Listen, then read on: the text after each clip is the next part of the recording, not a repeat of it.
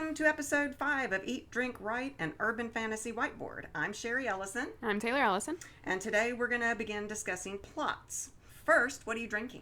Drinking this fancy wine. It's a French wine. It's a Chateau Rouge from 2015. It's a red wine and very not sweet, and I love it. Oh, neat. Yeah. I am drinking a strawberry watermelon martini, and it's keto, so it's the strawberry watermelon syrup is totally sugar-free since I'm on the keto diet, and it's pretty good. Guess what? What? We have a contest going on where our listeners can win free merch. Free stuff! We have posted it on our social media already, Twitter, Facebook, and Instagram, and we've already had one person enter and win some merch. Sure did. So I want to give out a shout out to Joe Piloyu. You are a winner, and your merch will be coming soon.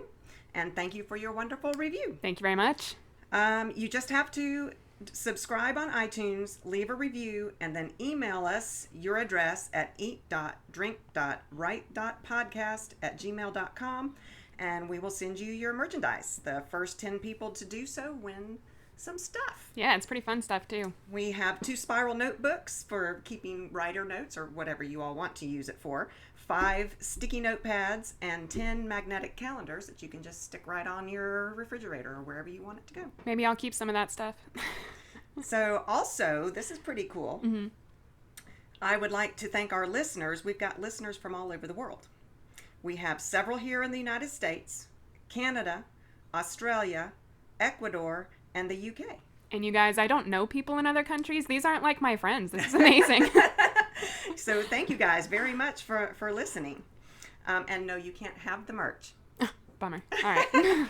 Okay, so let's get started. We're going to talk about plot today. And honestly, we could probably have episodes about plot. But I'll start off with what I found the definition of plot is supposed to be. Oh, sure, yeah. The sequence of events where each event affects the next one through the principle of cause and effect. The causal events of a plot can be thought of as a series of events linked by the connector, quote, and so, end quote. Plots can vary from simple structures, such as a traditional ballad, to complex interwoven structures. Yeah, that's super neat. I'm glad you found a definition because I did not put that in my notes. Okay. No, I think that's pretty spot on. I think so too. I mean, basically, and we've heard this over and over at seminars that we go to, it's the what if. Right. You take a story and then say, well, what if we change this? That's basically plotting. Yeah, definitely. And you just keep saying what if and then. Mm-hmm. What happens next. Yeah. Right. So I have plot types. I don't know if you've got anything about plot types. I don't. And I probably should have gone through and did that, but I have stuff about how to go about finding a plot. So let's cover your, Okay. plot types and go through what you have for that, and then we can start talking about how we come up with our own. Okay, so basically for urban fantasy, it's a normal plot with magic. Mm-hmm. And I found jerryjenkins.com, JerryJenkins.com, and he came up with 7 types of plots. He says there are adventure plots, which is about new places and things. Right. So for my books, that would be my Kata story where she starts in Atlanta but goes to this new planet. Yeah, because you create a whole other fantasy world Yes. to bring that in. And my Chitara book, which is the romance fantasy that I wrote where it's totally in another world. Right. There are plots that involve change, which is character transformation. And in my books that I'm writing, Trick would be one of those. Yeah. She starts off as a demon hunter and finds things out about herself that, huge change in her character development in that story. You have a romance plot, which deals with jealousy and miscommunications, which is very common in romance novels. My book about Hallow is romance. Yeah. And Chitara, again, is romance. Right. There is the plot of Mistake, where an innocent person is caught in an unexpected circumstance. Oh, yeah. Like Beck. Beck is a really good example for that one. She makes all kinds of mistakes that just, snowball into trouble. Yes. The Lure, where the character must resist or give in to temptation. So like revenge or that kind of thing. Yeah. And having to overcome that. So in my very first book with the twins, you've got that where you have the good and the evil, and they're each fighting to overcome becoming the other. Right. So that's an example of that. Race, like where you're trying to overcome your class, perhaps. Mm-hmm. Yeah. I'm trying to think of other fantasy novels about that, about my book with Theron. Mm-hmm. He is just a farmer, and this is a high fantasy, not urban fantasy, but he's a farmer and ends up having magic, so has to go to magic school, and it's that would be him overcoming his class, because a lot of magic users are high class, high society people, and he's a farmer. Right. So that, and then there is the plot of Gift, which is where you sacrifice something for others, and I don't have none of mine books that I'm writing fall into that one. I don't think any of mine do either. I think mine mostly fall into adventure and change. Because I've never done the romance thing. Mistake wouldn't be a bad one. Aiden gets herself into some trouble. I think she may be a mistake-driven plot. And also, your Fox one. Oh, Mac. Yeah. Mac would probably qualify for mistake also. Well, yeah, because the whole it starts basis, with a mistake. Yeah, is she made this mistake, and I'm kind of dealing with the fallout in it. Yeah. Neat. So those are the plot types that he had, and when I was looking through other things, they pretty much echo that. Some say 5 types, some say 10 types, but basically these 7 that he listed pretty much encompassed what I found. Yeah. So how did you plan to go about talking about plot? So a lot of my plot ideas come attached with the character. So we talked a lot in our past episodes about character development and creating character. And a lot of what I do is I write scenes for them to figure out who they are. And along with that, I get these ideas for scenes in my head, and I have those scenes. So I do a lot of drawing inspiration from my characters. What is my character going to do? What choices are they going to make to spur on the story? So your plots are scene driven? Very much, yeah. Okay. A lot of the time I come up with scenes in my head, and once I write those down, I'm like, well, that would be cool to write and like fit into a story. Figure out where to fit it into your timeline. Right, yeah, and I actually have a way of doing that. But before I get to that, I wanted to talk about, I also draw from my setting. What about your setting can spur on a story? So I have, Louis and Delaney, and their magic is inherent. It's not a masquerade, so the world knows about it. What can go wrong with that magic? And that's the plot. Okay. So I do a lot of stuff with drawing from my setting too. What can go wrong in the world? Make it happen. Okay. So. What I did read was that plot needs to carry the reader through the entire story. Yeah, definitely. And then another way to drive your plot is to, as we heard, this is something we heard at a seminar, you throw rocks at your character. I have that written down in my notes here somewhere. You just throw rocks at them. Yeah, that really stuck with me, and I don't remember who the speaker was that said that, but I think it was at that Atlanta conference. Yeah, I agree, and I feel like that's actually it's a common saying. So throwing rocks at your characters is a common saying, and you always want to give your characters more issues and more obstacles and just more of, more conflict. You want to create more tension, and to do that, you throw rocks. And I think you're right. We heard it at a conference, but since then I've seen it more like online, and I other writers say it as well. So you take your character to the depths of despair. That really drives the plot forward, because the reader is wanting to know what happens next. Right. Are they going to get through it? Are they going to make it? Thing. They can either overcome the obstacles, or this despair can lead them to growth. It might not be a happy ending. Right. Plots can be, they don't have to be, everything happily ever after. Right. But it does need to go through beginning, middle, end for your plot. I was thinking that Hunger Games was a good example of overcoming obstacles that led to growth, as opposed to the happiness, happy ever ending. Right. Happily ever after. Right. Wow, this martini is really hitting me hard. Oh, we forgot to say what we're eating. Oh, that's true. We have 2 things to eat. My favorite thing in the world are these cashew date bacon wrapped things, and they're amazing. And then I also made bacon wrapped pickles. You take bacon and you wrap little pickle spears, and you bake it in the oven at 425 degrees. and it's like two of my favorite things put together. Yeah, they're delicious. And I made a ranch dressing dip. My mouth is watering. I know, they're so good.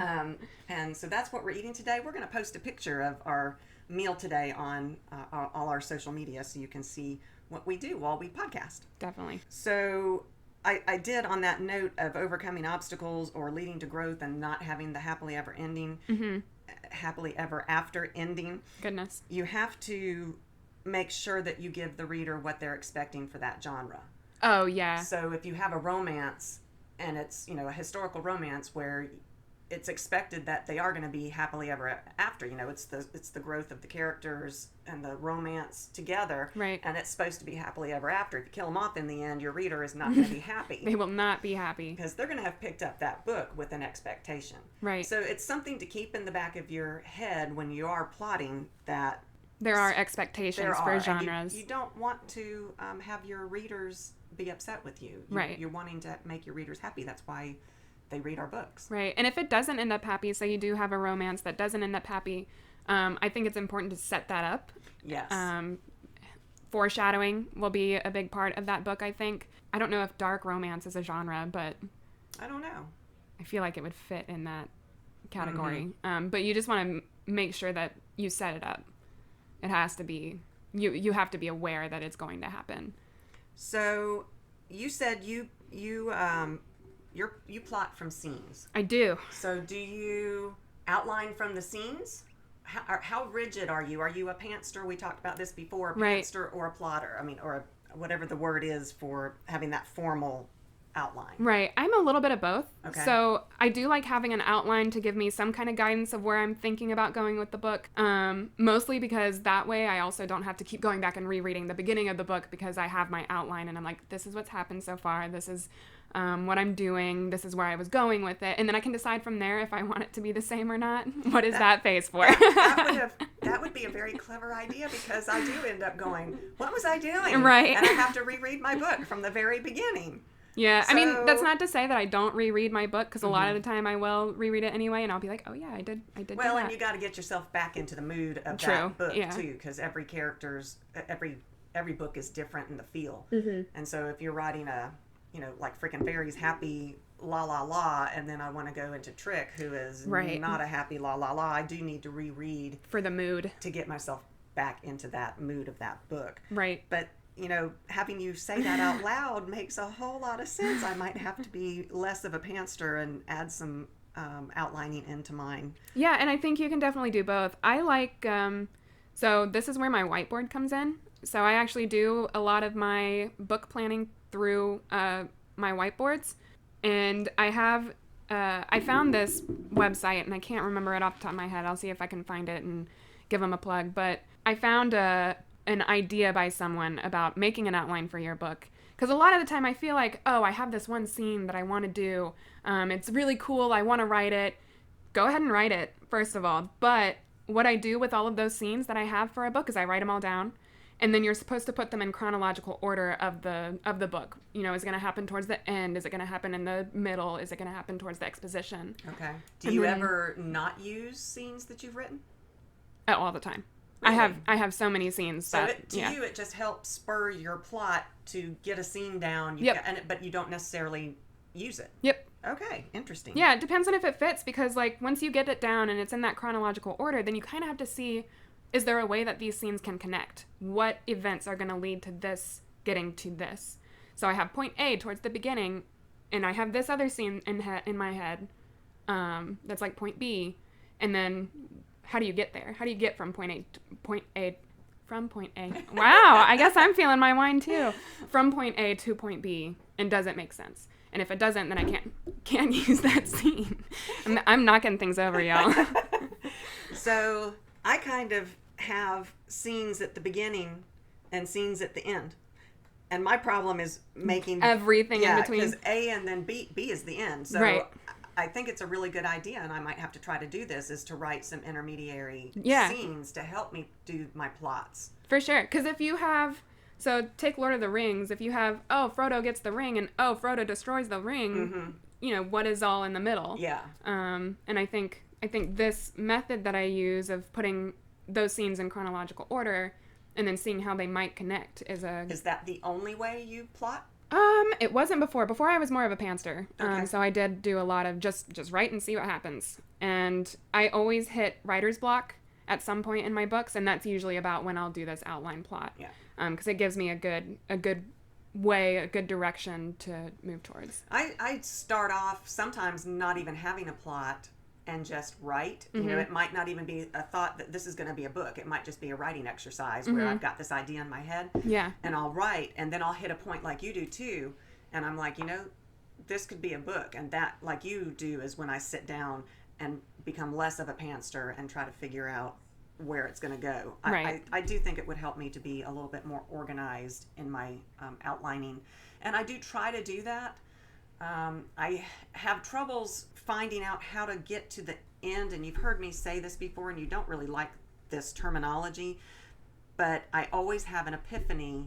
Oh, right. That helps me get to the end of the book. I'll hit a spot where I've got all of my plot lines going, and I have to somehow, I know what I want to happen, right, but I have to somehow tie all these ends up and make it work. And I will think and think and think, and I'll go to bed and give myself a headache thinking about it. And every book, I get what I call an epiphany, and then it all comes together, and I write it. Well, the reason I don't like that terminology is mostly because it doesn't really happen for me. So I'm pretty much at a writer's block point on my current work in progress. And I know what I want to happen in the end, and I'm getting there. I'm very close to where I need to be, but I need to figure out how to tie it all up. Which book is your current work in progress? Mac, so my trickster book. With the fox and all of that in it. Yeah. Such a great story. So you're at the point where you need an epiphany. I do, but I never have them. You don't wait for that. You sludge through it. You write through it. I do. Okay. And so that's what I've been doing. So, this past week I wrote 3,000 words on it. Oh, nice. So I actually did dust off my very first novel, and it kind of makes me want to vomit when I read some of it. But some of it is actually really good. Yeah. And I'm going to need your help and maybe our listeners' help to help brainstorm how to go about fixing this. And I'll talk about that later. Yeah. But I actually got it out. Nice. And so Congrats. I feel good. Yes. Very good. Yes. Okay, so plots must have a beginning, middle, and an end. Yeah. Which is hardest for you, the beginning, the middle, or the end? Honestly, the end. I know what wants to happen in the end most of the time in most of my books, but it's, I think I have this big expectation of what I want it to be, and I know it's not going to be that on the first draft. Nothing ever will be on the first draft. So I always this is where I get my writer's block, is like, I know it's not good, so what's the point of writing it, is like where I get in my head, but once I finish it, then that surprises me because you are such a rewriter. I would have thought that your first draft, because it's not what you want it to be, would be easy. It helps. It helps a lot. I still get stuck though, because I still do have these scenes in my head, and I have an idea of what I want them to be. Right. And I know I'm going to rewrite it, and it'll be way better than it is just in my first draft. But I still get in my head like, oh, why don't I just go ahead and start rewriting now, as opposed to finishing the first draft? And I have an issue with that too. So I'm trying very hard with this one to not do that. Okay. I think you're right. I think the way you write, you do need to make it all the way through the end, because there's no point in starting again until you know what didn't work the first time. Yeah, exactly. Yeah. My most difficult part is the middle. Yeah. I have great beginnings and I have great ends. You sure do. I love all of your stuff. But I get bogged down in the middle because I have so many strands going. And I don't do like you do, where you have these scenes. That's what I probably need to do for my middles, is write scenes. And that whether I use them or not, at least it's giving me an idea of, okay, that's not going to work. Right. Or this is perfect, and then I can use it. So I think I might try to do that. And maybe with this book I'm working on right now, because it needs a lot of help. So do you have issues with writing in the middle? I think probably everyone does. Do you have any tricks for getting through it to help me? Honestly, you don't like my tricks. And I know you don't. It's because when I get stuck in the middle and I know that it's not moving forward, I can't think of anything to write next, that scene just isn't working, I chop it out. Yeah, that hurts me. I cut it out, which after talking with you save anything that you delete. I do. And I've started doing that. And most of the time I'll go back and delete it anyway. After talking to you that I started actually being able to cut things. Like Kata, who goes to the whole other world, hers was going off in a totally wrong direction. Well, I didn't know at the time it was wrong, but it wasn't working for me. And you had said, oh, just cut it. And I was like, okay, I can do this. But I saved them. Yeah. Because somehow that makes it easier for me. And I never did go back to that part that I cut. Right. I needed to cut it. That is what I needed to do. Yeah. But somehow saving it and knowing it was still there allowed me to move forward. I actually do that too since talking to you about it, because, I did used to just cut it and just keep going on with, where I cut it at.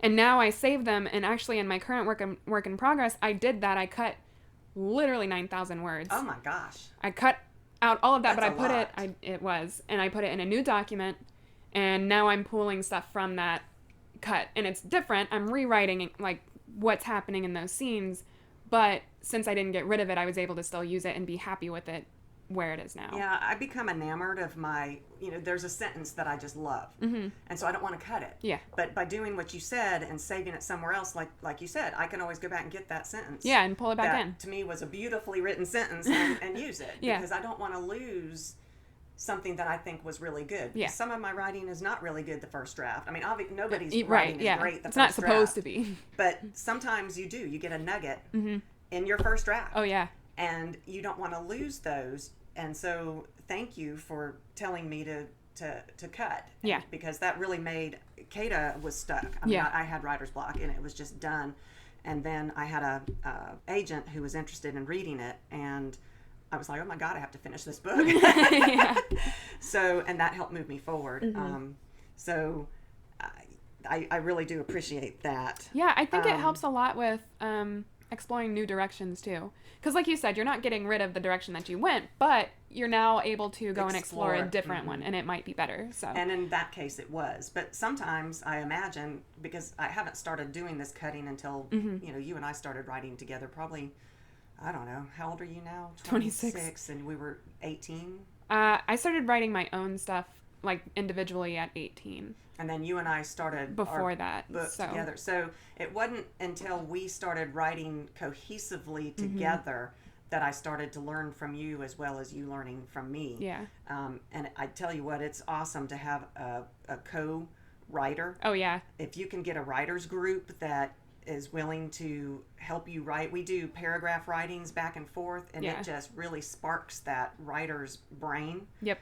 And we're willing to do that with some of y'all too, or we can even help you all set up groups from our followers. If you want definitely. Just talk on Facebook. We've got our Facebook page and meet each other through there. So I think that writers can really help each other, no matter how good you are, no matter how published you are. Yep. There is always something to learn. I think especially with plots, because I'll get stuck and then I'll come to you and I'll be like, Mom, I don't know what to do with this. Yeah, that's the downside, because we always try to make each other our beta reader, which means we don't want the other to know the whole story, so that we can see how the story goes from beginning to end. Right. But I don't think we have ever made it. I haven't done it. I haven't come to you about my Fox book yet. The Fox book. But I need you. I need your input. I need another writer's input. And it really helps to have that input, though. Even though we lose, like, the surprise effect with our beta reader. Then we have Courtney. True. That's my sister. She gets to read all of our stuff. Yeah, she's beta reader. She's our true beta reader, the one that reads clean. She has never seen anything. She reads it from beginning to end. So she is our true beta reader. Yep. But sometimes we try to do that with each other, because as writers, it's invaluable to have that first clean look at something, and I have never made it through without. Maybe I should get you to read my Fox book. maybe I mean, it really helps to have another writer, and I respect you very highly, and your writing I think is amazing. Thank you. So it really is helpful, and I think that through this podcast we can help other writers connect to each other as well. I think so too. I think this podcast, especially since it's specifically urban fantasy and writing in general too, like, I think there's a lot of help that could come from our listeners, even just to us. Like, oh yes, and I really want you all to tell us your ideas too. I mean, that's how do you guys plot? And what do you do about the middle and the end, or is the beginning the hardest for you? Because I don't have a trouble with beginning. Easy for me. Same. But the middle, and then the end only comes after that epiphany, which I have had every time. Oof, me not. No epiphany. Me not. No, I'm a writer. So I know that we're all taught this. I think anybody who has research and any kind of writing, we're taught that the plot, the beginning, middle, and end, but you've got the beginning, which is the rising action. You then have the climax, and then you have the falling action and the resolution. Right, yeah. So the rising action can be forwarded by the throwing rocks. You complicate things for your character. You create obstacles. Obstacles can be things like time limits. You know what you have to get done, but oh my God, you only have 24 hours to do it. Yeah. So, that you create that tension that moves it forward, that keeps your reader wanting to read it, and then you get to the climax, but then you've got to tie everything up. You can't just end it, oh, he won. Like, think of Harry Potter. After each book, there was an ending point, a climax. There was still the tying up and then the resolution. Yeah. So, in urban fantasy, this applies as well. You just have a magical twist on things. Right. How do you organize your plot? Honestly, I keep it on my whiteboard forever. And on your whiteboard, so you have these scenes, you save them in your computer? Yeah, if I write them down, they get saved in my computer. Or in your notebook? Because you said you have a notebook? Yep. I also write them in my notebook. Pretty much, I will write down my scenes on whatever is convenient to me at the time. I always have my notebook with me. It's just like a composition notebook that I jot down notes in and all that kind of stuff. And then if my computer is handy, then a lot of the time I will write it on my computer.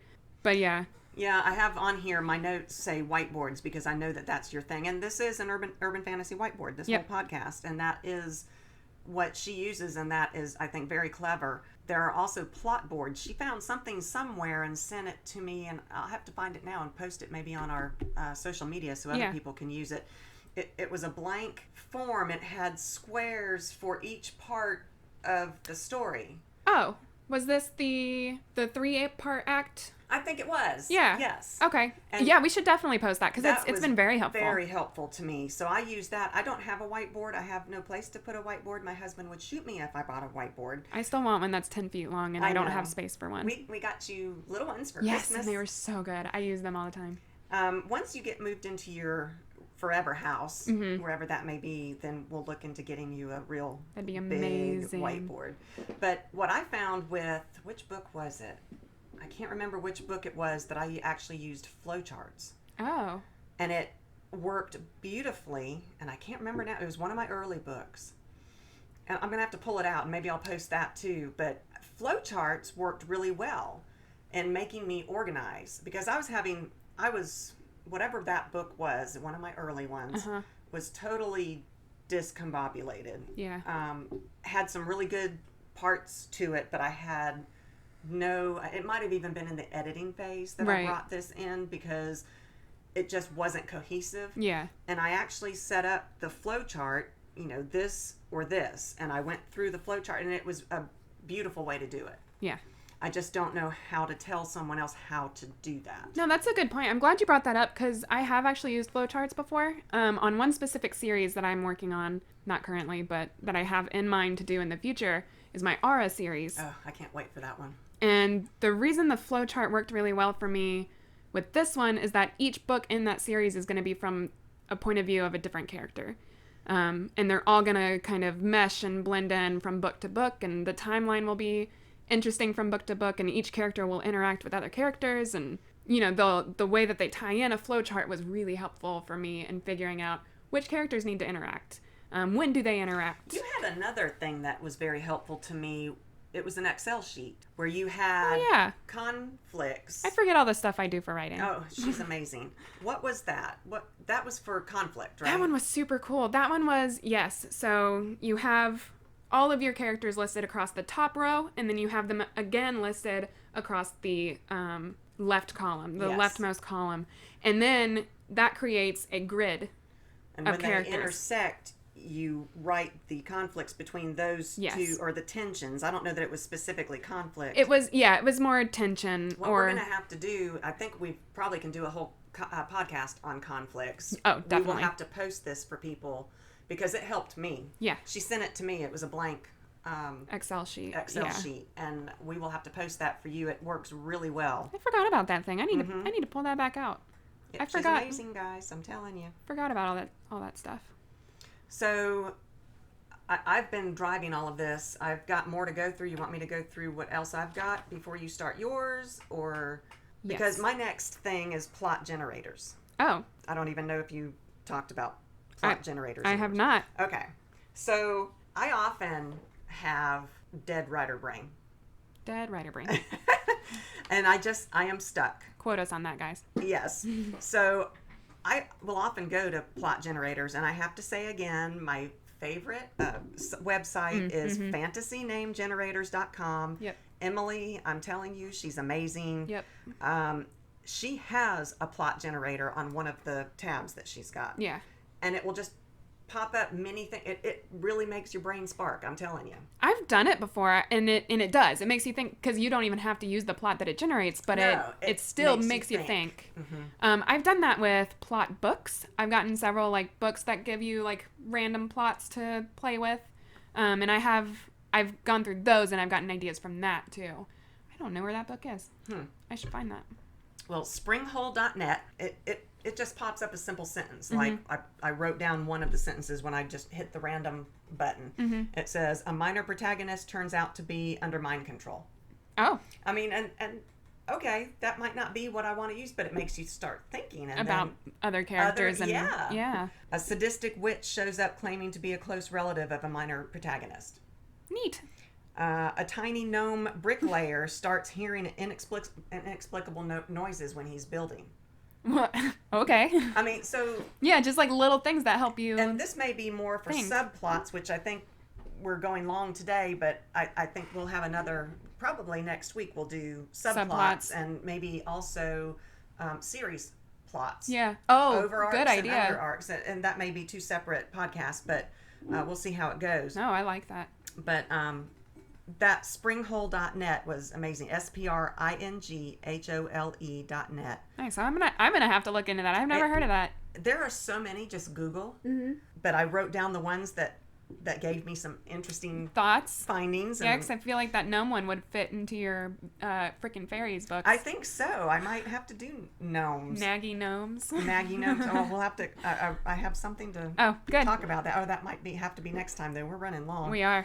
Another one is thejohnfox.com, TheJohnFox.com, and it just throws out a random sentence plot lines. Oh, nice. Futureisfiction.com, ideas for rocks. This one was awesome. Nice. This one is specifically talking about basically rocks to throw at your character. Rocks. What kind of conflict can you throw at your character to make your plot more interesting and to drive it forward? Right. Earthquake. Somebody gets pregnant. I mean, it just throws these things out, things that you might not have thought about. I've always seen something where it's like, if you're stuck on your book and you don't know what to write next, just kill somebody. Absolutely. I've heard that too. And then there's George R.R. Martin, who kills everybody. Yeah, we might not have to take it to that extreme. I've also heard that if you don't want to go on the internet, or you can't get to an internet, like you're on a train or whatever, and you can't get to the internet, you can manually make your own generators. There's a 10-10-10 rule. Oh. Write down 10 events, 10 characters, and 10 classic stories like fairy tales. Right. Cinderella, whatever, Sleeping Beauty. And then take one from each one, twist it, and that can start you. And that's manual. That's something that you don't have to be near an internet. If you're stuck in a doctor's office waiting. Now that you say that, I feel like that might be more beneficial to me personally than an internet plot generator. Because this way, like, I can write down 10 of my own characters, and I can write down, 10 events that would fit in the world that I need a plot for. That's really neat. Yeah, the 10-10-10 rule. And then... Oh, there was another one that I thought was interesting. A pick 6 rule, and I can't remember where I saw this. Yeah. You open a book, a magazine, a blog, whatever, and you take 6 words off that page. Oh. And you use those words to write a plot. Neat. Yeah. So there's all kinds of ways to spur on plot ideas. Yeah. But I am interested in hearing what you've got to talk about today. I think I dominated a lot of the conversation. I'm so sorry. Oh, that's okay. A lot of this stuff I do have more notes, but I think most of it could also be applied to subplots. So I can Well, let's switch those over to what you've got, because we've still got a little bit of time. A little bit of time. A lot of what I talk about is, consider your plot stakes. So when you have an idea for a plot, and you have, general sentence of, oh, I'll use my book for an example. Mac is a trickster, and then another trickster comes to town, and that's what spurs on the plot. Okay. So make those stakes worse. Oh, okay, so this new trickster is a bad guy. Oh, all right, so that's worse. Okay. What does he do? He murders someone. Oh, makes it even worse. What does he do next? He comes after Mac. So just keep upping the stakes, and you just want to make it higher and higher and higher. And that's how you make, from what I've heard, it's how you make a page turner. Because it wants to keep, you want your audience to keep wanting to know, what's going to happen next. And if you keep upping those stakes, then they're going to be like, what can happen next? I like it when I read a book and I can't figure out how in the world are they possibly going to get out of this. Right. You make it so bad, so many bad things like that happen, and you're like, they're just going to die. They're dead now. Yeah. So I think that is great, and that is, I think, probably a true statement about making it a page turner. I think so too. It's hard to say, not being published, that whether we even know what we're talking about or not, but but it's fun to talk about at least. It is, and I think we have good ideas. So go ahead. What's next? Let's see. See what your characters do. So that's like a pantser thing. Yes. But your characters are, as we talked about in our previous episodes about character development, they kind of, at least mine do things on their own. Mm-hmm. So they're going to make their choices, and they're going to be like, either, no, I don't want to do what you're telling me to do, or, sure, I'll do that. Let's see what happens. Mm-hmm. And then that can spur on a plot, I think. I think that goes back to character development as well. Yeah. Wow, this martini is really good, guys. I'm feeling the wine, too. Wine's supposed to be less Listen. Alcoholic than these martinis, but I think we're both having a really good time right now. We sure are. I had a point, and I don't remember what it was. Well, we were talking about characters going hand in hand with the plot. Like, that goes back to character development. And honestly, when you're writing, all of these things that we're going to talk about in separate episodes require, they all have to come together to make a book. Definitely. So, what else do you have about plot? Oh, I was going to talk about plot holes a little bit. Oh, great. And I think that's the last thing before I ask you a little question. Okay. So plot holes, you write your book and then you go back through and you're like, oh no, this doesn't work with the end that I wrote. I have had plot holes before and I don't know what to do about it. Tell me. I rewrite. Oh. But I think another thing to do, so say that you're worried that your book has a plot hole too, and you're worried about not catching it before you send it off to a beta reader or whatever, which beta readers can help catch them as well. Definitely. But I like to listen to my book out loud. I'll either read it out loud myself. Do that. Oh. So there's also this feature on Word that's called, I think it's called Speak Aloud or something like that. But it's under revisions and you can go and have it speak it to you. And it's a robotic voice. Like, it's not like well spoken, but it does enough because the voice will trip over typos. Oh. And you can, because you know what you expect when you read it. Word. Oh, well. I'm going to have to use Word. Maybe I'll have to cut and paste into Word. True. Or you can read it out loud yourself because you're still going to, because even when you read quietly, you can still skip over typos. But if you're speaking it out loud. I mean, I have noticed my brain picks up on what I think I wrote. Right. And when someone else, like Courtney, our beta reader, reads something, she picks up things that I didn't realize I said because my brain knows what it was supposed to say. Right. So I like this idea of reading it out loud. Yeah, and I think it's a really good way to catch, first of all, just editing mistakes, typos, whatever. But I think it's another good way to pick up plot holes. Maybe we should read each other's books out loud to each other. We could do that. I think that would be helpful for both of us. Yeah, I think so too. Me as a beta reader for you and you as a beta reader for me. Mm-hmm. And me as the writer hearing it out loud. Yeah. Oh, very clever. No, I think that'd be good. My daughter's very clever. As for fixing these plot holes, I do rewrite, and I think. I don't think you have a choice. Once you find a hole, you have to fix it. Yeah. In fact, next week we'll have to talk about the weaving. I know, and I have it in my notes. I do too. We have a disagreement about. I have it too. About the weaving analogy. It's less of a disagreement now. I'm just bitter. Because I'm always right. Oh, whatever.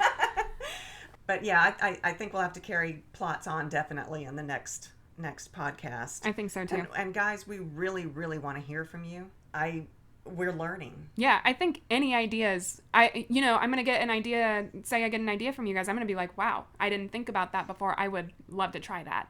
And I think it could help my writing a lot too. I think so too. I think everybody, even established published authors, one of my favorite authors is Stephen King, and which is not urban fantasy, but I think that man is brilliant. I mean, kind of. There's a magic clown in it. Oh, clowns. Let's not talk about clowns. I don't like clowns. But I don't even know what I was going to say. Me neither, sorry. Okay, so you have a question for me? I do. Who is your favorite urban fantasy villain? Oh. I know. Oh, villain. Okay, the first thing that comes to mind is Karen Moaning stories. Yeah. The... Kavruck? Kavruck. The Kavruck. I mean, oh my God, I don't want to... I won't no say spoilers, more but... for spoilers, but that was probably my favorite all-time urban fantasy villain. And why? Because it was surprising? It was extremely surprising. She is brilliant. Mm-hmm. Karen Moaning, guys, you've got to read her if you haven't. Anybody who's listening to this who reads urban fantasy probably has, but if you haven't... She's brilliant. She is brilliant. Her plot line, everything is amazing. She is an amazing woman. But anyway, Kavruck... Okay. And why was, I think probably I would have to say because it was so surprising. It was unexpected. She, and I, being a writer, am never surprised. Mm-hmm. I always figure out on movies and books, I'm like, oh yeah, it's so-and-so. Yeah. And it's very disappointing. And to be able to have a writer who can surprise me and shock me. It's so good. So Kavruck. Very good. Mine is from the book 2 of Mercy Thompson by Patricia Briggs. The bad guy in that was Corey Littleton, and he was a vampire being ridden by a demon. That was amazing. I got chills. And it was so good. I think the reason why is just like the descriptions that Patricia Briggs used got him really into my head. There's one specific scene that I can think of, and I'm not going to spoil it for you guys if you want to go read it, but... And you should. You absolutely should. But the way that she describes her scenes and the things that he did, I love him. Interesting. I mean, he's a very evil guy, but he was a great villain. So he was pretty cool. Yeah, Patricia Briggs, guys, we've been lucky enough to see her and actually speak to her in person. Dragon Con last year, we actually met her for the first time. And she signed our books. And so good. Very cool. We'll have more to talk about her and what her nuggets of insight are because she really affects my writing. She has one of my favorite quotes about writing, and I will let you know what that is next time. All right, cool. Well, thank you very much for listening to us. Yeah, thank you. Please enter to win the free stuff and email us when you do that at eat.drink.write.podcast@gmail.com.